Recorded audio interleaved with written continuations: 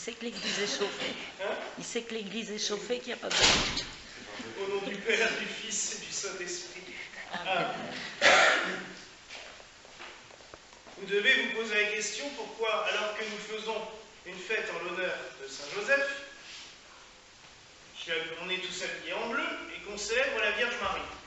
C'est tout simplement que nous sommes le deuxième dimanche du carême de la Saint-Martin, donc ce temps préparatoire à l'Avent que les liturgies occidentales non romaines célèbrent, et que la fête de la présentation de Marie au Temple que nous célébrons aujourd'hui est une fête, comme l'a dit mon cher Père Abbé, indéboulonnable. Tu fais ce que tu veux pour la célébrer. On l'aurait fait de toute façon, mais voilà, contrairement à ce que j'ai expliqué en lisant le décret, la fête d'aujourd'hui, elle, on ne peut pas la célébrer autre chose, sauf si on avait célébré la messe à l'autel de Saint-Joseph, mais vous auriez vite attrapé un torticolis. C'est pour ça que la messe est quand même célébrée devant. Mais vous remarquerez que c'est pas forcément idiot. On célèbre les deux époux ensemble. On les réunit en une seule fête, ce qui ne se fait plus liturgiquement, sauf le 15 janvier, non pas le 15 janvier, le 23 février, pardon, le jour des épousailles de Marie et de Joseph. C'est une fête dans l'année où on se souvient quand même qu'ils ont été mari et femme. Alors que, franchement, s'ils ne l'avaient pas été, je me demande bien ce qu'on ferait ici. Nous célébrons donc Marie, qui entre au temple à l'âge de 3 ans.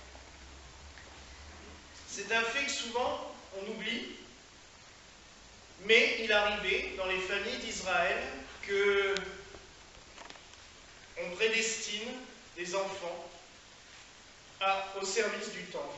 Et Marie a été une de ces jeunes filles qui a été prédestinée au service du temple.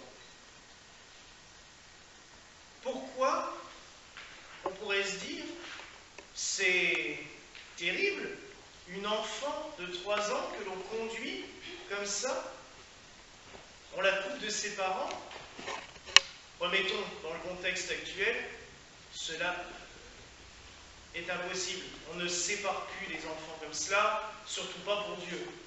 Et maintenant, on dirait de parents qui font ça, mais ils sont dans une secte. Vous vous rendez compte? À 3 ans, ils confient leur enfant au prêtre. Ils sont fous. À l'époque, c'était tout à fait logique. Et le lien parent-enfant n'était pas tel qu'on le conçoit de nos jours. La preuve, plus tard, quand Jésus disparaîtra, les parents vont commencer à s'inquiéter au bout de 3 jours. Ben oui, parce que la famille, c'était quelque chose de très élargi. Et qui pouvait très bien être avec les oncles et tantes, qui pouvait très bien être ailleurs, sans que ça pose de problème. De plus, n'oublions pas que Anne et Joachim avaient eu des difficultés énormes pour avoir un enfant, et nous l'avons lu le jour, enfin je pense qu'il vous l'a lu, parce que je n'étais pas là, le jour de la maternité, de la naissance de Marie, le 8 septembre, et le prêtre a dû vous lire le passage du protévangile de Jacques qui nous raconte justement l'histoire d'Anne et Joachim. Anne, stérile, ne pouvant pas avoir d'enfant, je vous rappelle que c'était considéré comme une malédiction en Israël, dans nos campagnes aussi, il y a encore quelques années, et qui supplie Dieu. Et elle arrive à avoir un enfant, Marie. Mais, dans sa supplication, elle avait promis, Seigneur, si je peux avoir un enfant, je te le consacrerai. Et c'est pour cela que Marie aussi est conduite au temple. Après, il y a une symbolique qui est très belle. Marie entre au temple où est adorée l'arche d'alliance. Le coffre qui a... Ah ben non, le tel est caché, donc vous ne voyez pas. Donc le coffre où était contenue l'arche d'alliance. Ce lieu était censé, non pas censé, était le lieu de la présence réelle de Dieu. Le peuple d'Israël pensait que Dieu était présent en permanence dans le Saint des Saints du Temple de Jérusalem, entre les deux chérubins de l'arche.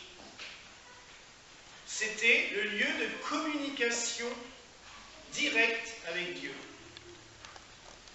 Personne ne pouvait y aller, sauf le grand prêtre.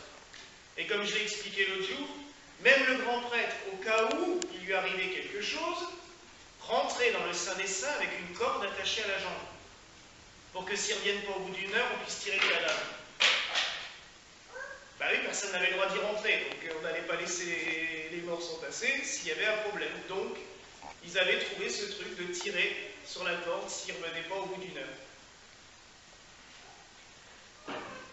Marie, en portant plus tard l'enfant Jésus, va porter Dieu, la présence réelle de Dieu sur la terre, Dieu fait homme.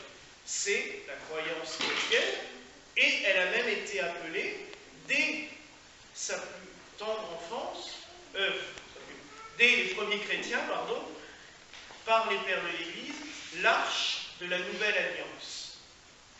Marie est celle qui a porté en son sein la nouvelle alliance. Et la rencontre de Marie, temple de la nouvelle alliance, avec le temple de l'ancienne alliance, est totalement et vraiment symbolique. Et moi, je trouve cette image magnifique. Et quand on voit Marie, sur les icônes, Marie courir vers le temple, on se dit que cette rencontre entre l'Ancien et le Nouveau Testament est bouleversante et nous ouvre les portes de ce que le Christ va nous dire plus tard. Je ne suis pas venu pour abolir, je suis venu pour parfaire ce qui est. Et Joseph, c'est pareil. Joseph est un homme typiquement de l'Ancien Testament. On l'appelle même au cours des siècles le dernier saint de l'Ancien Testament. Joseph est de la fille de David, famille royale. Il est un juif. Tout ce qu'il y a de plus normal et pratiquant à l'époque, on le considère même comme injuste. Donc ceux qui connaissent un peu l'histoire savent que depuis 1945, quand on est reconnu juste par le peuple juif, c'est qu'on a fait des très grandes choses pour les sauver de la Shoah. Mais au cours des millénaires, quand on était reconnu comme injuste dans le peuple d'Israël, ça a toujours été une marque d'honneur extrême. Oh, c'est injuste. Donc c'est quelqu'un que l'on respecte. C'est quelqu'un pour qui on a du respect et qu'on va écouter. Un petit peu, je vais vous faire sourire, comme dans Rabbi Jacob, quand il arrive là en plein milieu de la rue, et que le chef de la communauté, oh juste, lumière céleste et tout ça, et que le De Funès est tout content qu'on lui lance des fleurs. Mais c'est ça, c'est qu'en fait, il est considéré comme un puits de science, comme quelqu'un qui peut enseigner, et surtout, dont il est digne d'écouter son enseignement. Il est injuste. Il est considéré par beaucoup d'historiens actuels comme plus que le simple charpentier. Il a travaillé. Les matériaux, en tout genre, le bois, forcément, à l'époque, on construisait quand même beaucoup en ça. Mais il a travaillé aussi la pierre et le métal. Les charpentiers de l'époque, c'était connu. Ils étaient maîtres d'œuvre, plus que le simple menuisier qu'on connaît chez nous. L'histoire nous dit aussi, c'est pas des inventions, c'est des similitudes historiques, et les historiens sont très précis là-dessus, que le seul grand chantier qui existait à l'époque de la jeunesse de Joseph, c'était la reconstruction du temple de Jérusalem par Hérode. Joseph a, à 90%, été un des artisans qui a travaillé sur le chantier du temple. Joseph, ouvrier au temple, va épouser celle qui deviendra le temps. Et c'est même, bon là c'est une conjecture tout à fait personnelle, je l'ai déjà dit jeudi soir pendant les vêpres, n'est-ce pas là que Joseph et Marie se sont rencontrés? Oui, le protévangile de Jacques nous dit qu'elle est restée au temple jusqu'à l'âge de 12 ans. Alors, commencez pas à bondir, à 12 ans à l'époque, on pouvait tout à fait rencontrer l'homme de sa vie, puisque c'était l'âge où on commençait à se marier. L'espérance de vie étant d'une majorité maximum 30 ans, si je ne me trompe pas, à l'époque, même moins, plus. La moyenne, hein, je parle, hein, pas, je vous rencontre pas. La moyenne d'âge était quand même très peu élevée, puisque même en France, jusqu'au 19e siècle, l'espérance de vie était quand même beaucoup plus réduite. Donc 12 ans était l'âge tout à fait normal pour se marier. Donc qu'elle ait pu rencontrer Joseph au temple, ça ne serait pas surprenant. Mais ça, comme je vous le dis, c'est notre imaginaire qui peut se le représenter. Mais n'est-ce pas beau et symbolique que l'ouvrier du temple soit celui qui va épouser et garder celle qui sera le temple? On a dit de Joseph, il est le gardien de l'arche de la Nouvelle Alliance. Et plus tard, il deviendra même le gardien du Rédempteur. Il ne faut pas s'étonner quand on voit, même s'il est totalement silencieux dans l'Évangile, mais il ne faut pas s'étonner quand on voit la mission qu'il a reçue de Dieu, protéger Marie. Et Dieu sait qu'il y en a eu des encombres quand même, hein, déjà pour accoucher, et puis juste après, ça n'a pas été mieux. Hein. Fuir en Égypte parce qu'on voulait tuer l'enfant, c'était quand même pas rien. Puis, être chargé d'élever l'enfant Dieu. C'est lui qui va apprendre à Jésus toute son humanité. Jésus, vrai Dieu et vrai homme, il a bien fallu que quelqu'un l'élève comme un homme. C'est Joseph qui l'a conduit à la synagogue tous les vendredis. C'est Joseph qui lui a appris un métier. C'est Joseph qui lui a enseigné les Saintes Écritures. Et c'est pour cela que si maintenant nous prions Joseph, il y a tellement de grâce. Vu l'importance de la mission qu'il a reçue il y a 2000 ans,